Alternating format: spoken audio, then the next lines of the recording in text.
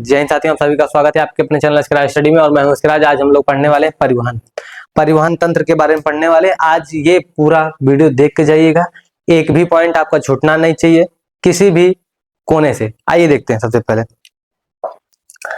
पहले क्या है? रक्त। परिवहन में सबसे जरूरी क्या है? रक्त है। सबसे जरूरी क्या है? रक्त। देखिए, रक्त की अंग्रेजी क्या होती है? ब्लड होती है। क्या होती है अंग्रेजी? ब्लड होती है। रक्त की अंग्रेजी क्या होती है? ब्लड होती है। ब्लड का क्या होता है? ब्लड का परिवहन। ब्लड का क्या होना चाहिए? परिवहन करना। ब्लड का काम क्या है? परिवहन करना। ब्लड का काम है परिवहन करना। ठीक, ब्लड का कार्य क्या है भैया? परिवहन करना। और परिवहन किस चीज का करेंगे ये? ब्लड का तो काम है परिवहन। जैसे मान लीजिए आपको स्कूल जाना हो, तो आप स्कूल किस चीज से जाएंगे? साइकिल से जाएंगे, बाइक से जाएंगे, स्कूटर से जाएंगे। ठीक, मान लीजिए आपके पास साइकिल आ गई, उसको चलाने के लिए तो कोई चाहिए, वो भी क्या है? परिवहन है। जैसे आपको यहां से लेके लखनऊ जाना हो, तो आपको क्या जरूरत पड़ेगी? परिवहन की। एक स्थान से दूसरे स्थान तक जाने के लिए हमको किस चीज की जरूरत पड़ती है? परिवहन के लिए। तो इसमें परिवहन, ब्लड का क्या होता है? परिवहन। परिवहन किस चीज का होता है? रक्त में परिवहन किसका होता है? कार्बन डाइऑक्साइड का, ऑक्सीजन का। किसका होता है? ऑक्सीजन का होता है। O2 का होगा, O2 का होता है। और किसका होता है? CO2 का होता है। और किसका होता है? प्रोटीन का होता है। प्रोटीन का परिवहन होगा। किसका? ऑक्सीजन का परिवहन होगा। और CO2, ऑक्सीजन का होगा परिवहन, कार्बन डाइऑक्साइड का होगा परिवहन, प्रोटीन का होगा, लवण का होगा, लवण आदि और सभी चीजों का क्या होगा? परिवहन होगा। एक स्थान से दूसरे स्थान तक ये ले जाने में क्या मदद करेंगे? और जैसे हमारे शरीर में क्या है? हमारे शरीर में तो कौन ले जाएगा? ब्लड ही ले जाएगा ना। हमारे शरीर में एक स्थान से दूसरे स्थान को, चीजों को कौन ले जाएगा? ब्लड यानी रक्त लेके जाएगा। दूसरा पॉइंट है हमारा संयोजी ऊतक। संयोजी ऊतक को क्या कहते हैं? कनेक्टिंग टिश्यू कहते हैं। संयोजी ऊतक को क्या कहते हैं? कनेक्टिंग टिश्यू कहते हैं। संयोजी ऊतक वह ऊतक है जो एक अंग से दूसरे अंग को क्या करता है? जोड़ता है। ठीक। पीएच मान। पीएच मान क्या है? और मैं इसलिए यहां पे बता रहा हूं ताकि आप सभी को किसी भी प्रकार की दिक्कत नहीं होनी चाहिए। किसी भी प्रकार की कोई दिक्कत नहीं होनी चाहिए, क्योंकि यदि दिक्कत होगी किसी को तो यह बात ठीक नहीं है। मैं इसीलिए तो पढ़ा रहा हूं। मैं टीचर नहीं हूं, मैं आपका बड़ा भाई हूं। और बड़े भाई का यह कर्तव्य होता है कि जितने भी छोटे भाई बहन हैं, उन सब का सही तरीके से निर्वहन करना, उन सभी की सही तरीके से देख रेख करना। तो मैं वही चीजें कर रहा हूं, सिर्फ आप सभी को समझाने का कार्य कर रहा हूं। तो पीएच मान क्या होता है? पीएच मान शरीर कितना होता है? 7.4 के आसपास होता है। ये एग्जैक्ट है। 7 पॉइंट क्या होता है? 4 होता है। लेकिन पीएच मान कब अम्लीय होगा, कब क्षारीय होगा, कब उदासीन होगा, यह बात जानना भी जरूरी है। पीएच मान,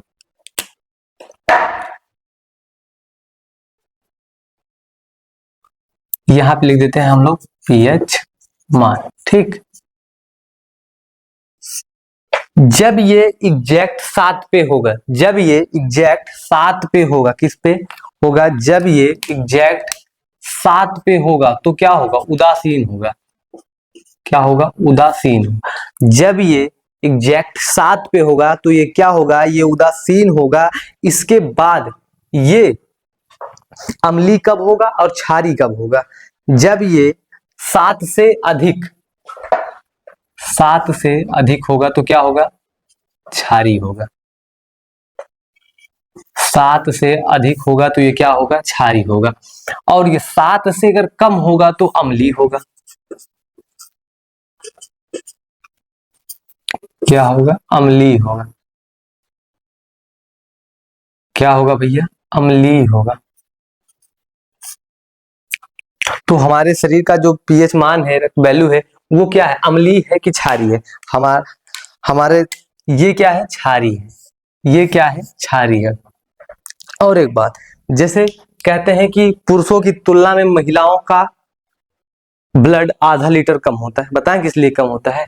जैसे ही आती है वो लड़ाई झगड़ा करके उसका पूरा खून चूस लेती। कौन? बगल वाली भाभी। ठीक। तो क्या होती है, पुरुषों की अपेक्षा महिलाओं में आधा लीटर ब्लड क्या होता है? कम होता है। वो किस लिए कम होता है? आइए इस बात को समझते हैं। क्योंकि इसीलिए तो हम भी नहीं कर रहे हैं, समझ जाइएगा आप लोग। ठीक। पुरुषों की तुलना में महिलाओं में आधा लीटर ब्लड कम होता है। मान लीजिए पुरुष में 7 लीटर ब्लड है तो महिलाओं में कितना होगा? 6.5 लीटर होगा। यदि पुरुष में 7.5 लीटर है तो महिलाओं में कितना होगा? 7 लीटर ब्लड होगा। तो अब देखते हैं रक्त का संगठन। रक्त का संगठन, रक्त का संगठन सबसे पहले क्या है? प्लाज्मा। रक्त प्लाज्मा क्या है? रक्त प्लाज्मा है। दूसरे पॉइंट पे है सीरम, इसके बाद फाइब्रोजन प्रोटीन। सबसे पहले हम लोग क्या देखेंगे? रक्त प्लाज्मा, सीरम, फाइब्रोजन प्रोटीन। और यहीं पे देखिए साथियों कि सबसे बड़ी बात क्या है, अब हम लोग देखेंगे रक्त में प्लाज्मा कितनी प्रतिशत पाया जाता है, कितने प्रतिशत जल पाया जाता है, कहां पे? ब्लड में। इसको समझने से पहले, रक्त प्लाज्मा और सीरम फाइब्रोजन प्रोटीन को समझने से पहले हम लोग ये देखेंगे कि हमें किस चीज की अधिक जरूरत है, किस चीज की अधिक जरूरत नहीं है। तो सबसे पहले ब्लड, यहां पे लिख दे रहे हैं हम लोग, ब्लड में। ब्लड में क्या होगा? ब्लड में, ब्लड में प्लाज्मा, ब्लड में प्लाज्मा कितने प्रतिशत पाया जाता है? ये बात आप लोग कमेंट करके जरूर बताइएगा। ये बात आप लोग कमेंट करके जरूर बताइएगा। ब्लड में प्लाज्मा, ब्लड में प्लाज्मा बताओ ना कितने प्रतिशत पाया जाता है? कितने साल से पढ़ रहे हो आप लोग? बताना ही पड़ेगा आप लोग, क्योंकि रक्त में प्लाज्मा, रक्त में प्लाज्मा कितने प्रतिशत पाया जाता है? रक्त में प्लाज्मा 55% पाया जाता है। मैं इसीलिए अभी तक नहीं बता रहा, मैं सोच रहा था किसी का कमेंट आएगा, मैं देखूंगा और मैं बताऊंगा कितने प्रतिशत आएगा। 55%। कितने प्रतिशत? 55% क्या होता है? प्लाज्मा होता है। कितने प्रतिशत? 55% प्लाज्मा होता है। और ब्लड में क्या होता है? 90% क्या होता है? जल होता है। 90%, पॉइंट वाइज करके लिखेंगे, 90% क्या होगा? जल होगा। 90% जल होगा। इसके बाद तीसरा पॉइंट, तीसरा पॉइंट क्या? ऑक्सीजन कितना होगा? प्रोटीन कितना होगा? लवण कितना होगा? ग्लूकोज कितना होगा? तो प्रोटीन कितना प्रतिशत होगा? प्रोटीन 7% होगा। प्रोटीन कितने प्रतिशत होगा? 7% होगा। इसके बाद लवण कितने प्रतिशत होगा? लवण, लवण, लवण कितने प्रतिशत होगा? आप लोग जरूर बताइए। लवण 0.9% होगा। 0.9% होगा। इसके बाद ग्लूकोज, एक और चीज बचता है ग्लूकोज, वो कितने प्रतिशत होता है? 0.1% क्या होता है? ग्लूकोज होता है। ग्लूकोज होता है। इतनी चीजें ब्लड में पाई जाती हैं। ठीक। रक्त में प्लाज्मा कितने प्रतिशत पाया जाता है? 55%। और जल कितने प्रतिशत पाया जाता है? 90%। प्रोटीन 7%। लवण 0.9%। इसके बाद ग्लूकोज 0.1%। अब हम लोग आएंगे किस पे? रक्त प्लाज्मा, सीरम, फाइब्रोजन प्रोटीन। सब हमको इससे पहले इन सभी को जानना भी जरूरी है। ठीक। इसके बाद हम लोग पढ़ेंगे प्लाज्मा के कार्य, सीरम पढ़ेंगे। ठीक। तो ना हो तो आइए सबसे पहले हम लोग क्या पढ़ लें? प्लाज्मा का कार्य पढ़ लेते हैं, इसके बाद सीरम पढ़ लेते हैं, इसके बाद हम लोग इधर की बातें इधर ही कर लेंगे। ठीक। तो आइए देखते हैं प्लाज्मा का कार्य। प्लाज्मा का कार्य क्या है? पचे हुए भोजन को, पचे हुए भोजन एवं पचे हुए भोजन एवं पचे हुए भोजन एवं हार्मोन, पचे हुए भोजन एवं हार्मोन का शरीर में संवहन, शरीर में संवहन प्लाज्मा के द्वारा ही होता है। हमारे जो शरीर है, जो मानव रूपी शरीर है, इसमें पचे हुए भोजन एवं हार्मोन का शरीर में संवहन प्लाज्मा के द्वारा ही होता है। शरीर का, शरीर का तापमान भी नियंत्रित रखता है। जैसे हमारे शरीर का तापमान कितना डिग्री सेल्सियस होता है? 37 डिग्री सेल्सियस हमारे शरीर का तापमान होता है, तो उन सबको भी नियंत्रण करने का कार्य करता है, जैसे तथा घाव भरने का कार्य भी करता है। अब आप लोग कहेंगे भैया प्लाज्मा क्या है, प्लाज्मा के बारे में एकदम खोल के बता दीजिए, खुल्लम खुल्ला प्लाज्मा के बारे में है। तो मैं बता रहा हूँ, प्लाज्मा जैसे मान लीजिए हमको यहाँ पे क्या हो गया, एक कट लग गया है, ठीक, यहाँ पे क्या हो गया, एक कट लग गया, आप लोग देख रहे हैं, यहाँ से जैसे ब्लड निकलना क्या होगा, प्रारंभ होगा। तो ब्लड जैसे ही निकलेगा धीरे धीरे धीरे धीरे यहाँ पे क्या हो जाएगी, यहाँ पे एक सफेद कलर की लेयर आ जाएगी। जैसे ही ये सफेद कलर की लेयर आए हटेगी, वैसे ही एक पतला एकदम पीला जैसा निकलना स्टार्ट होगा, पीले कलर का जैसा निकलना स्टार्ट होगा, वही क्या होता है, प्लाज्मा। यदि किसी को कहीं भी कट लग गया हो तो आप लोग जरूर देख लीजिएगा प्लाज्मा किस रंग का होता है। प्लाज्मा हल्के पीले रंग का होता है। और आप लोग सुरक्षित रहिए, स्वस्थ रहें। किसी इस प्रकार का एक्सपेरिमेंट आप लोग नहीं करेंगे कि हम कट लगा के देखें कि प्लाज्मा किस तरह का होता है। इसके बाद आइए देखते हैं सीरम क्या है, दूसरा पॉइंट हमारा है सीरम। इसके बाद सीरम को देखते हैं। जब प्लाज्मा में फाइब्रोजन प्रोटीन निकाल दिया जाता है तो जो शेष प्लाज्मा को सीरम कहते हैं। जैसे किसी चीज में से किसी को निकाल दिया जाए तो वो क्या करता है, मान लीजिए ये मार्कर है, मार्कर के अंदर से उस चीज को निकाल दिया जाए जिसको क्या है, जरूरत है। यहाँ पे देखिए, जब प्लाज्मा में फाइब्रिनोजन नामक प्रोटीन निकाल दिया जाता है तो शेष प्लाज्मा को सीरम कहते हैं। शेष प्लाज्मा को सीरम कहते हैं। और एक बात, फाइब्रिनोजन प्रोटीन क्या होता है, रक्त का थक्का बनाने में काम करता है। किसका, रक्त का थक्का बनाता है, रक्त का थक्का बनाना इसका कार्य है। फाइब्रिनोजन प्रोटीन का रक्त का क्या करना, थक्का बनाना। इसके बाद आइए अब हम लोग पढ़ते हैं क्या, रक्त कणिकाएं। रक्त कणिकाएं कितने प्रकार की होती है, इन सबको जानना भी उतना ही जरूरी है। यहाँ से बोर्ड एग्जाम में 100 to 100% क्वेश्चन आएगा, आप लोग जरूर देखिए इसको। रक्त कणिकाएं, रक्त कणिकाओं का कार्य क्या है, रक्त कणिकाओं का कार्य क्या है, कितने प्रकार की रक्त कणिकाएं होती हैं, इन सबको जानना जरूरी है। लाल रक्त कणिकाएं, लाल रक्त कणिकाएं को हम आरबीसी सेल के नाम से भी जानते हैं, आरबीसी सेल। इसको अंग्रेजी में रेड आरबीसी, इसे लाल रक्त कणिकाएं भी कहते हैं। इसको अंग्रेजी में शॉर्टकट में आरबीसी भी कहते हैं। और श्वेत रक्त कणिकाओं को क्या कहते हैं अंग्रेजी में, डब्ल्यूबीसी कहते हैं। ये श्वेत रक्त कणिकाएं होती हैं जो कि हमारे शरीर में बॉडीगार्ड का कार्य करती हैं। जैसे ये चुन्नू सा, इसका नाम क्या है, इसका नाम है छेदी, ठीक।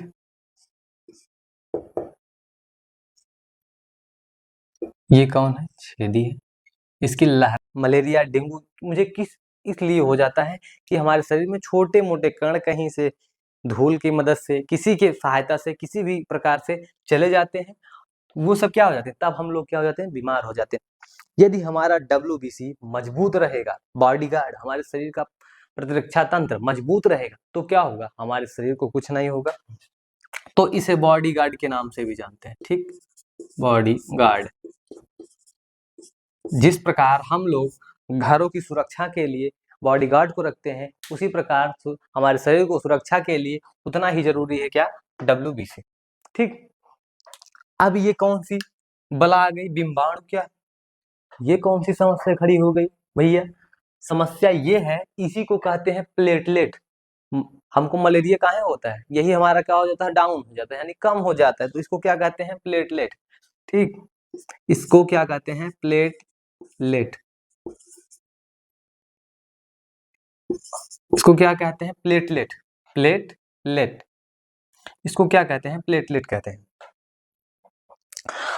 तो इसको क्या कहते हैं, इसकी हिंदी क्या है, बिम्बाणु, इसको अंग्रेजी में कहते हैं प्लेटलेट।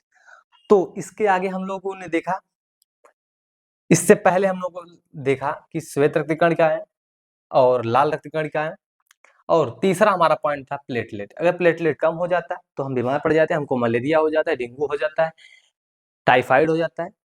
तो हमें इन सभी चीजों से बचना चाहिए और अपने प्रतिरक्षा तंत्र को मजबूत करना चाहिए, अपने शरीर के बॉडीगार्ड को और भी मजबूत करना चाहिए। अब हम लोगों ने देखा क्या, प्लाज्मा का कार्य देखा, सीरम देखा। अब हम लोग देखेंगे सिरा और धमनी। क्या देखेंगे, सिरा और धमनी। आइए देखते हैं। देखिए धमनी और सिरा, धमनी और सिरा। धमनी का कार्य क्या है, रक्त वाहिकाएं को क्या करना, एक स्थान से दूसरे स्थान तक ले जाना। धमनी व सिरा का कार्य क्या है, धमनी व सिरा का कार्य है रक्त को, रक्त वाहिकाएं, रक्त वाहिकाएं, रक्त वाहिकाओं को एक स्थान से क्या करना है, दूसरे अंग तक। रक्त, धमनी व सिरा का कार्य क्या है, रक्त वाहिकाओं, रक्त को एक अंग से दूसरे अंग की ओर ले जाना। ठीक, ये जो आपको दो कलर के दिख रहे हैं, एक नीला दिख रहा होगा, एक हरा दिख रहा होगा, तो ये क्या है और क्या नहीं है, इसके बारे में जानते हैं। ये हमारा क्या है, ये है जो हरे कलर का है, ये हमारा है धमनी। ये क्या है, हमारा धमनी। एक एक बात मैं बता रहा हूँ और एकदम चित्र को क्या कर रहा हूँ, एकदम अंदर की संरचना को भी एकदम बोर्ड पे दिखा रहा हूँ। यदि मेरे पास डिजिटल बोर्ड होता तो मैं एक एक चीजों को क्या करता, एकदम निचोड़ निचोड़ के दिखाने का कार्य करता। ठीक, ये धमनी है और ये क्या है, सिरा। धमनी और सिरा का कार्य क्या है, धमनी और सिरा का कार्य यही है, रक्त को एक अंग से दूसरे अंग तक क्या करना, उसको लेके जाना। ये जो हरे कलर का दिख रहा है ये धमनी है, ये जो नीले कलर का दिख रहा है ये क्या है, ये हमारा है सिरा। ठीक, धमनी और सिरा। और यहाँ पे आप देख रहे होंगे ये छोटी छोटी क्या है, केशिकाएं, कुछ इसमें से जाके इसमें मिल रही हैं। ये जहां पे मिल रहे हैं, ये जहां पे मिल रहे हैं, ये जहां पे मिल रहे हैं, ये जहां पे क्या कर रहे हैं, मिल रहे हैं, इन सभी को क्या कहते हैं, केशिका कहते हैं। इन सभी को क्या कहते हैं, केशिका कहते हैं। इसको क्या कहते हैं, केशिका कहते हैं। ठीक, यहाँ पे जो मिल रहे हैं ये सभी क्या है, केशिकाएं हैं। एक तो है नहीं, एक से अधिक है, तो ये क्या है, ये सभी केशिकाएं हैं। और यहाँ पे एक छोटी सी और स्ट्रक्चर रहेगा, ये कुछ इस प्रकार से ऐसे होती है धमनी, और ये है हमारा सिरा। इसी प्रकार धमनी और सिरा होता है। धमनी का कार्य क्या है और सिरे का कार्य क्या है, ये समझते हैं हम लोग। धमनी का कार्य क्या है, शुद्ध रक्त का वहन करना, और सिरा का कार्य है कि अशुद्ध रक्त का क्या करना, वहन करना। वहन मतलब ले जाना। ठीक, धमनी का कार्य क्या है, धमनी का कार्य क्या है, ऑक्सीजन रहित, यानी ऑक्सीजन रहित रक्त शुद्ध को क्या करना, शुद्ध रक्त को, यहाँ पे क्या होगा, शुद्ध रक्त, शुद्ध रक्त, शुद्ध रक्त, शुद्ध रक्त यानी O2, ऑक्सीजन का वहन करना, शुद्ध रक्त का वहन करना, वहन करना। शुद्ध रक्त यानी ऑक्सीजन, शुद्ध रक्त क्या है, ऑक्सीजन है, शुद्ध रक्त का वहन करना। और इसका कार्य क्या है, इसका कार्य है कि अशुद्ध रक्त का क्या करना, वहन करना।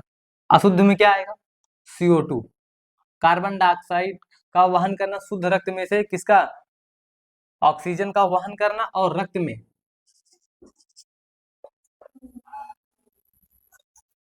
अशुद्ध, यहाँ पे हो क्या होगा, अशुद्ध रक्त, अशुद्ध रक्त में क्या होगा, कार्बन डाइऑक्साइड का वहन करना, किसका, CO2 का क्या करना, वहन करना। ये सब क्या है, ये शुद्ध रक्त का वहन करती है, ये अशुद्ध रक्त का वहन करती है, धमनी और सिरा।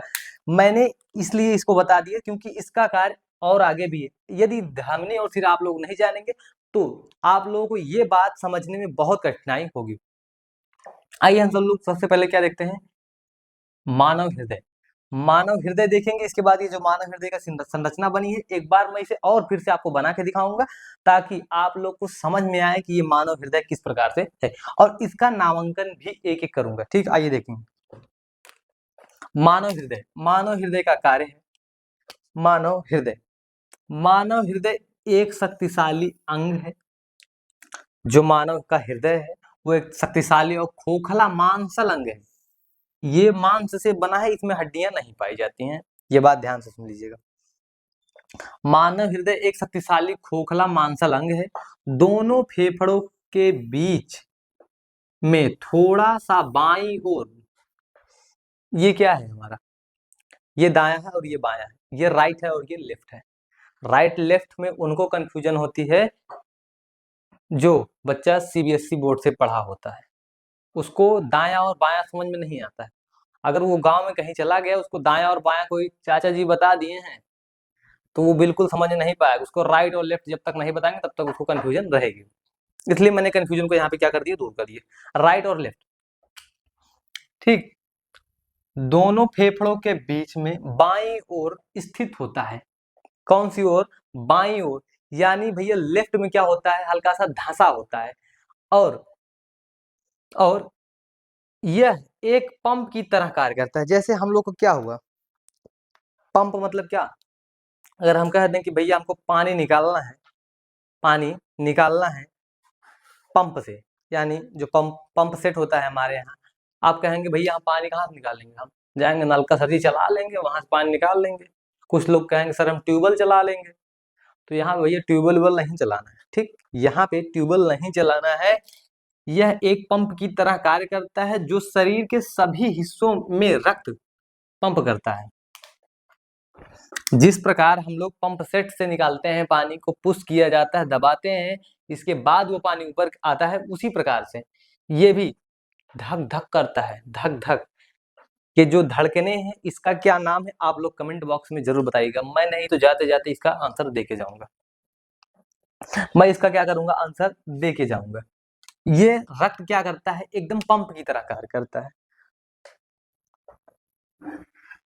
मानव हृदय का कार्य क्या है, मानव हृदय का कार्य है रक्त को क्या करना, पंप करना। रक्त को पंप करना, यहाँ पे लिख भी देता हूं, रक्त को पंप करना, पंप करना, ये मानव हृदय का कार्य है। मानव हृदय एक शक्तिशाली खोखला मांसल अंग है। दोनों फेफड़ों के बीच में थोड़ा बाईं ओर स्थित होता है, थोड़ा बाईं ओर स्थित होता है, थोड़ा बाईं ओर स्थित होता है। यह एक पंप की तरह कार्य करता है। यह एक किसकी तरह क्या कार्य करता है, पंप की तरह। जिस प्रकार से हम हैंडल चला के पानी निकालते हैं, उसी प्रकार से ये क्या करता है, पंप करता रहता है, ऐसे पंप करना। ठीक, पंप करता रहता है जो शरीर के सभी हिस्सों में, जो शरीर के सभी हिस्सों में, जो शरीर के सभी हिस्सों में क्या करता है, पंप करता है। यदि पंप नहीं करेगा तो शरीर के सभी हिस्सों में ब्लड हमारा नहीं जा पाएगा। जो शुद्ध रक्त जाता है, शुद्ध रक्त जाता है, वो भी नहीं जा पाएगा।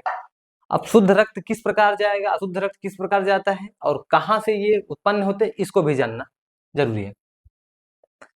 जिससे जिससे हमारे शरीर को आवश्यक, जिससे हमारे शरीर को आवश्यक ऑक्सीजन यानी O2, हमारे शरीर को आवश्यक ऑक्सीजन O2 और पोषक तत्व मिलते हैं। हमने पिज्जा खाया, उसमें कुछ हानिकारक पदार्थ भी होंगे, कुछ हमारे शरीर के लाभदायक भी होंगे। और कहा क्या जाए, शरीर के सभी हिस्सों में रक्त पंप करता है, जिससे शरीर में आवश्यक ऑक्सीजन और पोषक तत्व और प्रोटीन, सभी ये सब क्या चीजें मिलती हैं। और कार्बन डाइऑक्साइड और अन्य अपशिष्ट, कार्बन डाइऑक्साइड और अन्य अपशिष्ट उत्पादों को हटाया जाता है। जैसे हमारे शरीर में कुछ अपशिष्ट पदार्थ, अब पिज्जा खाएंगे तो कुछ ना कुछ गड़बड़ मटेरियल तो पहुंच ही जाएगा, अपशिष्ट पदार्थ, तो उन सबको क्या करते हैं, शरीर से बाहर हटाया जाता है। ठीक, तो यहाँ तक की बात समझ में आएगी कि नहीं आप लोग के, आप लोग कमेंट करके जरूर बताइएगा, क्योंकि आप लोग यदि समझेंगे नहीं तो हमारे पढ़ाने का कोई अर्थ नहीं है। आप लोग को यहाँ तक की बातें समझ में आएगी नहीं, यस और नो कमेंट बॉक्स में जरूर लिखिएगा। अब हम लोग देखेंगे मानव हृदय की संरचना। मानव हृदय की संरचना, ये मानव का हृदय है, ये मानव हृदय की संरचना है। और मैंने एक बात और कहा था कि मानव हृदय जब पंप करता है तो वो किस प्रकार का धड़कता है, यानी उसकी धड़कन किस प्रकार चलती है, उस ध्वनि को क्या कहते हैं, उस ध्वनि को क्या कहते हैं, उस ध्वनि को उस ध्वनि को क्या कहते हैं, जो मानव के हृदय की धड़कन है, उस धड़कन को क्या कहते हैं, उसे कहते हैं यह लव डब ध्वनि उत्पन्न करता है। यह किस प्रकार की ध्वनि उत्पन्न करता है, यह लव डब ध्वनि उत्पन्न करता, यह लब लब डब, वो वाला लब मत समझ लीजिएगा, नहीं तो बहुत मार मारेंगे आप लोग। लब डब ध्वनि उत्पन्न करता है। आप तो अलग लेवल के ही हैं। तो ठीक है, तो अब हम लोग देखेंगे मानव हृदय की संरचना। मानव हृदय की संरचना, जो इस वाले दिल के पीछे पागल है मैं उसको ही बताता हूँ, और जो इस दिल के लिए पागल है उनको ही बताता हूँ, ठीक। और मैं यही वाले दिल से बनाऊंगा, दिल नहीं हृदय भैया, क्योंकि हम साइंस के स्टूडेंट हैं, ठीक। तो ये जो संरचना दिख रही है, ये हृदय हमारा बंद मुट्ठी के आकार का होता है, ठीक। ऐसे बंद मुट्ठी के आकार का होता है मानव हृदय की जो संरचना होती है। ये मैं लिख देता हूँ साइड, ये हमारा राइट है, राइट और लेफ्ट समझ में आता है कि नहीं भैया, ये राइट है और ये लेफ्ट है, ये लेफ्ट है, ठीक। ये राइट है और ये क्या है, लेफ्ट है। तो आइए अब हम लोग देखते हैं, और ये जो छोटे छोटे चैम्बर बटे हैं, आपने एक गाना सुना, दिल में दो दरवाजे होते तो क्या होता, लेकिन दिल में दो दरवाजे नहीं, हृदय में 4 चैम्बर होते हैं। हृदय में कितने चैम्बर होते हैं, 4 चैम्बर होते हैं। आइए उन चैम्बरों का नाम जानते हैं। इस वाले चैम्बर को क्या कहते हैं, इस वाले चैम्बर को कहते हैं, इस वाले चैम्बर को क्या कहते हैं, हृदय में कुल 4 चैम्बर पाए जाते हैं। हृदय में कितने चैम्बर पाए जाते हैं, 4 चैम्बर पाए जाते हैं। इसको हम लोग कहते हैं अलिंद, इसको अलिंद कहते हैं, इसको दायां अलिंद कहते हैं, इसको बायां अलिंद कहते हैं, इसको दायां निलय कहते हैं, इसको बायां निलय कहते हैं। आइए देखते हैं, सबसे पहले इसको हम लोग कहते हैं, इसको हम लोग कहते हैं दायां, दायां अलिंद, दायां क्या है, दायां अलिंद, ठीक। और इसको हम लोग कहते हैं बायां अलिंद, बायां अलिंद, ठीक। इसको हम लोग क्या कहते हैं, बायां अलिंद। और ये जो इसके नीचे दिख रहा है, इसको हम लोग कहते हैं दायां निलय, दायां निलय क्या कहते हैं हम लोग, दायां दायां निलय कहते हैं, ठीक। इसको मैं बना दे रहा हूं एक बार, मैं और यहाँ पे स्ट्रक्चर बना दूंगा, लेकिन आप नामांकन आप करेंगे, ठीक। दायां निलय, और ये क्या है, बायां निलय है हमारा, बायां, यहाँ पे नहीं लिखा जा रहा है, यहाँ लिख देते हैं हम लोग, बायां निलय, बायां निलय। ये दायां अलिंद है और ये बायां अलिंद है, और ये दायां निलय है और ये बायां निलय है। अब बीच में ये जो दिख रहा है, ये जो खाली सा स्पेस आपको दिख रहा है, इसको क्या कहते हैं, ये जो खाली सा स्पेस दिख रहा है, इसको इसको कहते हैं विभाजिका, इसको विभाजिका कहते हैं। इसको क्या कहते हैं, इसको विभाजिका कहते हैं, ठीक। इसको क्या कहते हैं, विभाजिका, जो क्या करती है, विभाजन का कार्य करती है, जो इसे 2 भागों में बांटती है। इसे कितने भागों में बांटती है, इसे 2 भागों में बांटती है, एक दायां और एक बायां। इसे कितने भागों में बांटती है, विभाजिका इसको 2 भागों में बांटती है, एक बायां और एक दायां।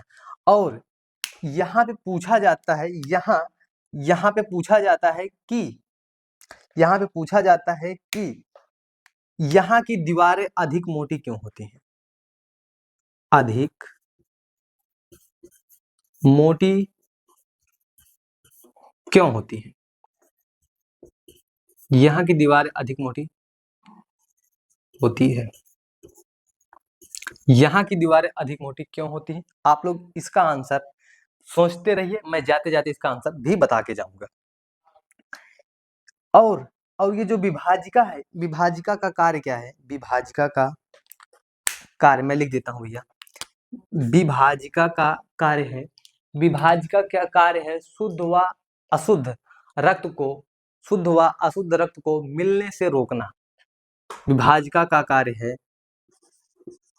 शुद्ध, विभाजिका का कार्य है शुद्ध व अशुद्ध रक्त को, अशुद्ध रक्त को मिलने से रोकना, मिलने से रोकना। किसको रोकना? शुद्ध और अशुद्ध रक्त को आपस में मिलने से रोकना। इसके बाद जो बचता है हमारा ये जो दिख रहा है संरचना, इसको क्या कहते हैं?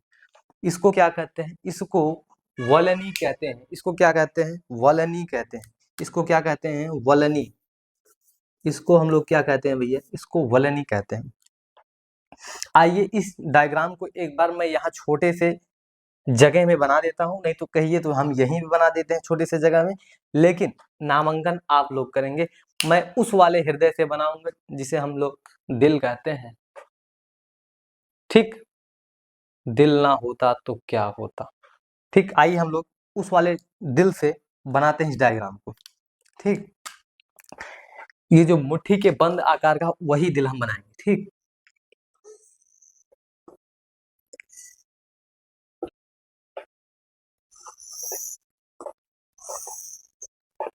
हम लोग वही दिल बना रहे हैं जिसकी हमें जरूरत है।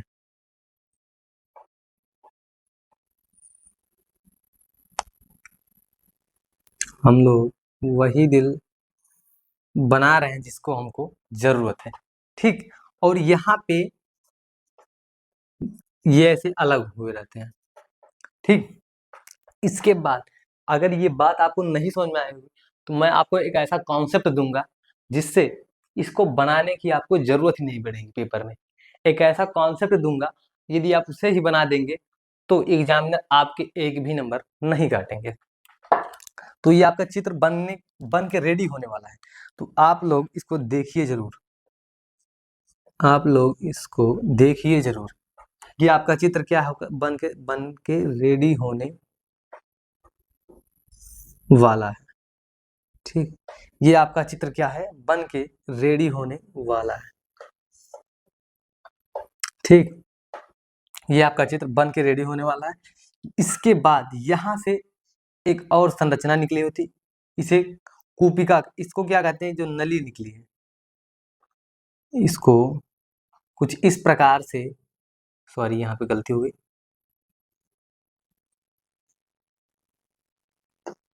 ये एक और, ये आपका चित्र बन के तैयार है। आप लोग इसका नामांकित और सहित चित्र करिए। चित्र को भरिए। ठीक, चित्र को भरिए। ये जो जगह खाली है चित्र में, इन सब का नाम भरिए और मैंने जहां बताया उसे सटीक उसी तरीके से भरिए जिस तरीके से हमने बताया। आइए इसके आगे हम लोग धमनी और सिरा में अंतर। हमने इसलिए आपको धमनी और सिरा पहले बता दिया था ताकि आपको यहाँ समझने में किसी प्रकार की तकलीफ ना हो। आइए देखते हैं धमनी और सिरा क्या है। धमनी और सिरा में अंतर, इसमें दो टाइप का यूपी बोर्ड क्वेश्चन पूछता है। पहला क्वेश्चन तो ये पूछता है धमनी और सिरा में अंतर बता दीजिए, और दूसरा क्वेश्चन ये पूछता है कि धमनी क्या है और सिरा क्या है। अलग अलग से दो क्वेश्चन पूछते हैं। अगर 5 नंबर के क्वेश्चन पूछे हैं तो आपको लिखना ही पड़ेगा। ठीक है, ये देखते हैं। जितना मैं यहाँ पढ़ा रहा हूँ, यदि आप इतना पढ़ के जाते हैं तो आपको किसी भी प्रकार की बोर्ड एग्जाम में दिक्कत नहीं होने वाली है। धामनी और सिरा। धामनी, सबसे पहले हम धामनी में अंतर देखेंगे, फिर सिरा में अंतर देखेंगे। एक एक पॉइंट को हम समझते हुए चलेंगे। धामनी, पहला पॉइंट है, धामनी में रक्त हृदय से अंगों की ओर जाता है। जो हमारा हृदय है, क्या कह रहा है? धामनी में रक्त हृदय से, हृदय से कहाँ जाता है, अंगों की तरफ जाता है। और दूसरी तरफ सिरा में देखिए, सिराओं में रक्त अंगों से हृदय की ओर जाता है। इस वाले धमनी में कहा जा रहा है कि हृदय से कहा जाता है, सिरा की ओर जाता है। और सिरा में कहा जा रहा है कि अंगों से होकर कहाँ जाती है, हृदय में जाती है। और दूसरा पॉइंट हमारा है, धमनियों में आक्सीकृत रक्त होने के कारण यह लाल रंग का दिखाई देती है। किस रंग का दिखाई देती है, लाल रंग का दिखाई देती है। यह लाल रंग का दिखाई देती है। और सिराओं के रक्त में O2 यानी कार्बन डाइऑक्साइड की उपस्थिति के कारण यह नीले रंग का दिखाई देती है। किस रंग का दिखाई देती है, नीले रंग का दिखाई देती है। यह नीले रंग का दिखाई देती है। और तीसरा पॉइंट है हमारा, धमनियों की भित्ति मोटी व लचीली होती है। धमनी की भित्ति कैसी होती है, मोटी होती है। और क्या होती है, लचीली होती है, लचकदार। सिराओं में भित्तियां कम मोटी अर्थात पतली व कम लचीली होती है। सिराओं में भित्तियां कम मोटी अर्थात पतली व कम लचीली होती हैं। ये धमनी क्या होती है, ज्यादा लचीली होती है। और ये सिरा क्या होता है, कम लचीला होता है। चौथा पॉइंट देखते हैं, हृदय की धड़कन की गति के कारण धमनियों में रक्त का प्रवाह अधिक तीव्र गति से होता है। यानी धमनी में हृदय की धड़कन जब तेज गति से धड़कने लगता है तो क्या हो जाता है, रक्त का प्रवाह क्या हो जाता है, तेज यानी तीव्र गति से होना स्टार्ट हो जाता है। सिराओं में रक्त का प्रवाह एक समान गति से होता है, चाहे धड़कन तेज हो या ना तेज हो, चाहे तेज धड़के दिल, चाहे धीरे धीरे धड़के, वो चले अपने रास्ते, ठीक, वो चलेगा एक समान चाल से ही। दोहरा परिसंचरण तंत्र, इसके बाद क्या है, दोहरा परिसंचरण तंत्र। आइए देखते हैं दोहरा परिसंचरण तंत्र क्या है। हमें क्या पता चलता है कि दोहरा परिसंचरण तंत्र में हमें यह पता चलता है कि हृदय में 2 बार रक्त का आना जाना, रक्त 2 बार क्या होता है, रक्त हृदय में 2 बार जाता है, इसलिए क्या ऐसे कहते हैं, दोहरा परिसंचरण तंत्र कहते हैं। ठीक, आइए देखते हैं। रक्त का मानव हृदय में 2 बार जाना, दोहरा परिसंचरण तंत्र कहलाता है। रक्त का मानव हृदय में 2 बार जाना दोहरा परिसंचरण तंत्र कहलाता है। कारण पूछते हैं, कारण क्यों, अधिक ऑक्सीजन की पूर्ति के लिए। कैसे भैया, जैसे मान लीजिए हम क्या कर रहे हैं, किसी रेस में भाग लिए और वहां पे इतनी तेजी से हमने दौड़ा कि हमारा हृदय बार बार क्या करने लगा, पंप करने लगा, बार बार हमारा हृदय क्या करने लगा, धड़कने लगा। तो हमें अधिक ऑक्सीजन की जरूरत होगी, अधिक ऑक्सीजन तभी मिल पाएगा, अधिक ऑक्सीजन की हमें जरूरत होगी। और उसी अधिक ऑक्सीजन बनाने के चक्कर में, उसी ऑक्सीजन को अधिक बनाने के नाते हमारे शरीर के कुछ कोशिकाएं क्या हो जाएंगी, टूट जाएंगी, जिससे क्या होगा, हमारे शरीर में अधिक ऑक्सीजन की क्या हो जाएगी, पूर्ति हो जाएगी। और हमारा शरीर, इसीलिए तो 2 बार दोहरा परिसंचरण तंत्र होता है। हमारे मानव हृदय में 2 बार रक्त का आना जाना दोहरा परिसंचरण तंत्र कहलाता है। इसके बाद रक्त दाब क्या है, जिसे हम लोग ब्लड प्रेशर के नाम से जानते हैं, बीपी के नाम से जानते हैं। बीपी लो होना और हाई होना, इस बात को भी समझेंगे हम लोग। ब्लड प्रेशर यानी रक्तदाब, यहां पे मैं शॉर्ट में लिख दे रहा हूं बीपी, ठीक, बीपी रक्तदाब। रक्त वाहिनियों द्वारा आंतरिक भित्ति पर लगाया गया दाब रक्तदाब कहलाता है। रक्त वाहिनियों द्वारा आंतरिक भित्ति पर लगाया गया दाब रक्त दाब कहलाता है। क्या कहलाता है? रक्त दाब कहलाता है। मान लीजिए क्या है, ये रक्त वाहिनी है, ये क्या है, ये क्या है भैया? रक्त वाहिनी। ठीक, ये हमारी क्या, ये है हमारी रक्त वाहिनी। ठीक, अब इसमें जब दाब लगेगा, ये क्या है? हमारी रक्त वाहिनी। ठीक, वाहिनी, ये क्या है? हमारी रक्त वाहिनी। ठीक, तो इसमें जब क्या लगेगा? प्रेशर लगेगा। क्या लगेगा? प्रेशर। ये ऊपर की तरफ लगाएंगे, ऐसे प्रेशर लग रहे हैं।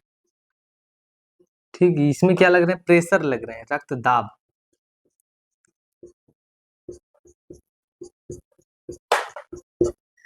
ये क्या है? रक्त वाहिनी। और इसमें छोटे छोटे क्या है? छोटे छोटे क्या है? कण है। वो सभी क्या होंगे? टूटेंगे, तभी तो हमें अधिक ऑक्सीजन प्राप्त होगा। ठीक, तो ये क्या हो गए? रक्त वाहिनियां थी कुछ इस प्रकार से। और यदि डिजिटल बोर्ड होता तो मैं अच्छी तरीके से और समझाने का प्रयास करता। यदि कहीं भी भूल हो जाती है, कहीं भी हिंदी लिखने में गलती हो जाती है, तो भैया आप लोग इसे थोड़ा मैनेज कर लीजिए, क्योंकि इतना सब लिखना पड़ता है, तो इसमें तो अगर एक दो गलती हो जाए तो उसमें कोई बात की बात नहीं है। ठीक, बीपी क्या है?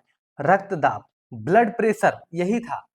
कहते हैं इसे, एक बात और, इसे किस यंत्र द्वारा मापते हैं? इसे किस यंत्र द्वारा मापते हैं? यहीं पे हम लिख देते हैं, इसे स्फैगिनोमीटर द्वारा नापते हैं। इसे किस यंत्र द्वारा नापते हैं? स्फैगिनोमीटर द्वारा मापते हैं। इस स्फैगिनोमीटर द्वारा इसे क्या करते हैं? मापते हैं। स्फैगिनोमीटर द्वारा क्या करते हैं? इसे मापते हैं। इसे किस यंत्र द्वारा मापते हैं? इसे स्फैगिनोमीटर द्वारा नापते हैं। जो ये बटन वाली, मैं बीपी मशीन की बात नहीं कर रहा हूँ, ब्लड प्रेशर मशीन की, जो जिससे पंप किया जाता है। ठीक, जो पंप किया जाता है, जिससे दबाया जाता है, उस वाले मशीन की बात कर रहा हूँ, स्फैगिनोमीटर।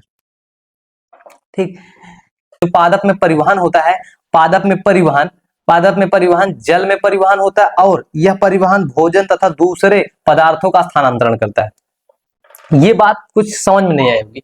ठीक, आइए हम लोग इस बात को समझने का प्रयास करते हैं। हम लोग इस बात को हम लोग समझने का क्या करते हैं? प्रयास करते हैं।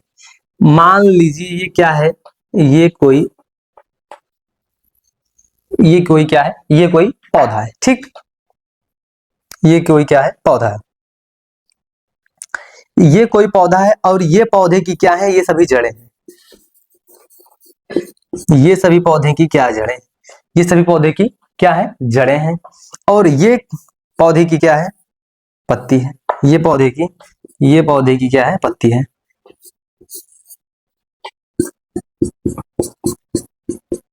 ये पौधे की क्या है? पत्ती है।